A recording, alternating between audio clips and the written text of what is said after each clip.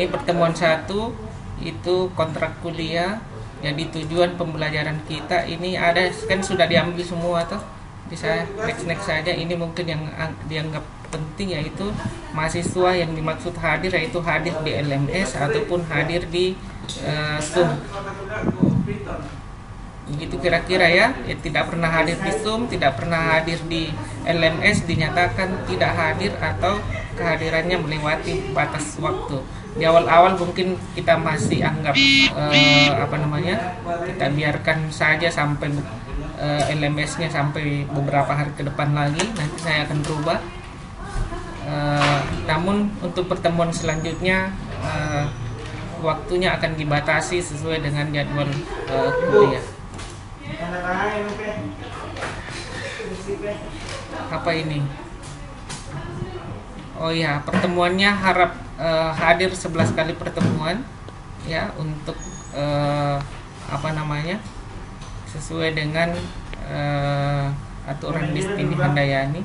Yang tidak hadir pertemuan 1 sampai 5 sebaiknya tidak usah mengikuti kuliah karena sudah sangat jauh ketinggalan dan saya yakin nilainya bisa dikatakan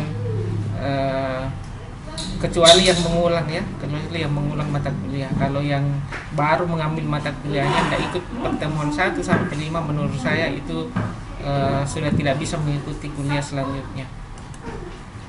Nilai tunda ini mungkin ada juga di sini anak baru semester 3, mungkin saya sampaikan bahwa kalau ada nanti yang mendapatkan nilai tunda, cara mengurusnya itu bukan di dosennya tetapi di bagian akademik, minta surat pengantarnya dulu.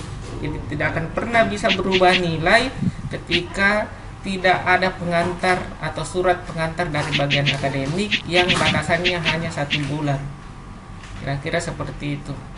Dan yang mendapatkan nilai tunda itu sebenarnya adalah spesial, dalam artian kalau dia tidak tunda itu berarti nilainya langsung keluar. Nah, kenapa dia spesial kalau mendapatkan nilai tunda? Karena ini berarti dia masih bisa mendapatkan nilai yang bagus. Kenapa bisa mendapatkan nilai yang bagus? Karena hanya ada 2 syaratnya yang mendapatkan nilai tunda, yaitu dia bisa dikatakan tunda kalau siapa yang ribut, mohon suaranya di mic-nya ditutup dulu. Nah, jadi yang dimaksud mendapatkan nilai tunda itu kehadirannya harus 11 kali atau lebih. Kalau dibawanya misalnya sampai dengan 10, saya pastikan nilainya bukan tunda tapi langsung dikeluarkan saja apapun itu nilainya. Maukah dia nilainya bagus A, maukah dia nilainya C atau nilainya E, yang jelas tidak perlu ditunda nilainya, langsung dikeluarkan saja. Begitu yang dimaksud nilai tunda bisa ya.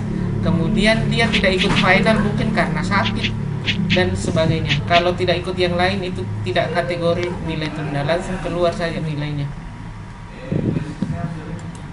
Begitu ya.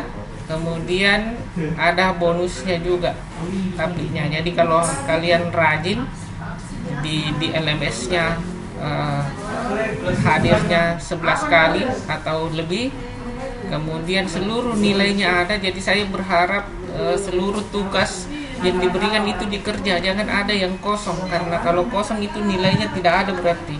Kalau dikasih masuk tapi salah itu berarti masih bisa dapat nilai 0, artinya ada nilainya, cuma bukan kosong nilainya tapi ada. Nah, yang dimaksud tidak ada adalah tidak kumpul tugas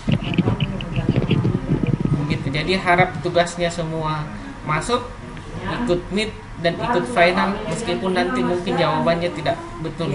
Yang jelas sudah berusaha untuk hadir, dan itu adalah sebuah penghargaan buat saya. Nilai penghargaannya adalah nilainya pasti minimal B.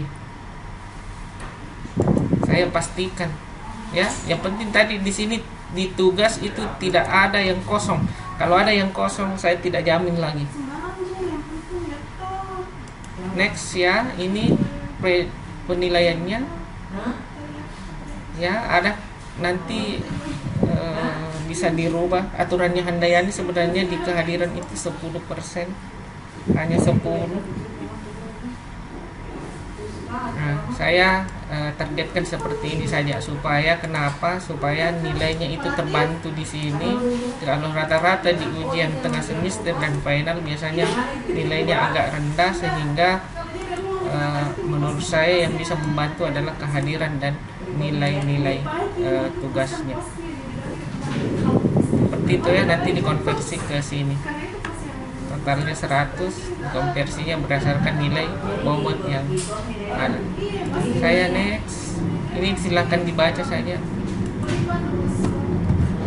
Silahkan dibaca saja. Nah, tujuan materi kita itu adalah, harapannya adalah adik-adik mampu membuat local area network. Harapannya di situ. Jadi tidak ada lagi mahasiswa yang sudah mengikuti mata kuliah Jarkom 1 tidak tahu menghubungkan komputer satu dengan komputer yang lain. Minimal meskipun itu hanya 2 komputer yang dihubungkan, yang jelas dia sudah bisa menghubungkan itu. Itu tujuan akhir dari materi kita. Jadi tidak ada mahasiswa yang sudah ikut Jarkom 1 yang tidak tahu menghubungkan antara komputer satu dengan komputer yang lain. Semuanya harus bisa, baik itu sharing data, bisa ngeprint ke komputer sebelahnya dan lain sebagainya. Ya, ini ya satuan acara pengajarannya, nanti bisa dilihat saja. Saya next saja, next.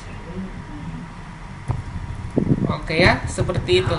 Oke, saya buka pertanyaan sesi pertama. Ada yang mau bertanya untuk pertemuan 1?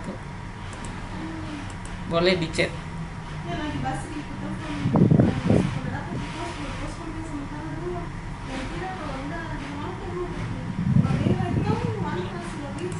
Ada yang mau ditanyakan di tadi yang sudah dibahas?